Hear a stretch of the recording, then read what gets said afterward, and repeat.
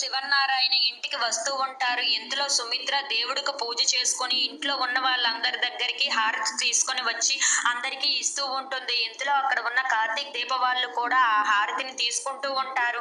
అది చూసి అక్కడ ఉన్న దశరథ అయితే, అమ్మ దీప, నువ్వు ఇప్పుడు చాలా జాగ్రత్తగా ఉండాలి, ఆచితూచి అడుగు వెయ్యాలి, అంతా క్షేమంగా ఉండేటట్లు చూసుకోవాలి, నీ ఆరోగ్యం పట్ల కొంచెం శ్రద్ధ తీసుకో అని చెప్పేసి అయితే అంటూ బాధ్యతలు చెప్తూ ఉంటాడు.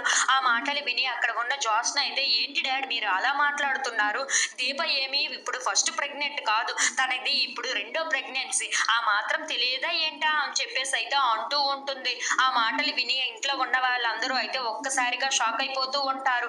అవును, తనకి 7 ఏళ్ల ఎక్స్పీరియన్స్ కూడా ఉంది, మనం ఏమీ అన్నీ చెప్పనవసరం లేదు, తనకి అన్నీ ముందే తెలిసి ఉండాలి కదా అని చెప్పేసి అయితే అంటూ దీపను అవమానిస్తూ మాట్లాడుతూ ఉంటుంది. ఆ మాటలు విని అక్కడ ఉన్న దీప అయితే చాలా బాధపడుతూ ఉంటుంది.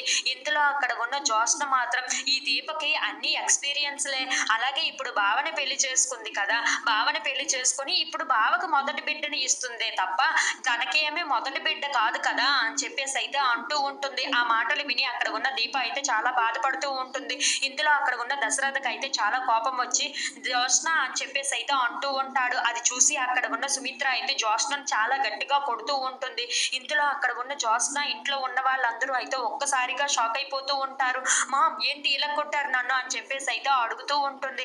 ఆ మాటలు విని అక్కడ ఉన్న సుమిత్ర అయితే, ఏం మాట్లాడుతున్నావు నువ్వు, ఇలాగనేనా అందరితోని మాట్లాడేది, నువ్వు నీ మాటల్ని కొంచెం అదుపులో పెట్టుకుంటే చాలా మంచిది, జాగ్రత్త అని చెప్పేసి అయితే తనకి వార్నింగ్ ఇస్తూ ఉంటుంది. ఆ మాటలు విని అక్కడ ఉన్న జోస్న అయితే ఒక్కసారిగా షాక్ అయిపోతూ ఉంటుంది.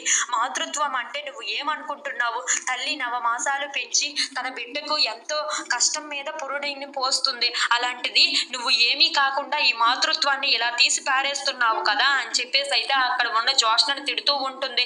ఆ మాటలు విని అక్కడ ఉన్న దీప అయితే చాలా బాధపడుతూ ఉంటుంది. అది చూసి అక్కడ ఉన్న దశరథ మాత్రం, నువ్వు ఈ మాటలన్నీ పట్టించుకోకు దీప, తిను అలాగనే మాట్లాడుతుంది, ఎలా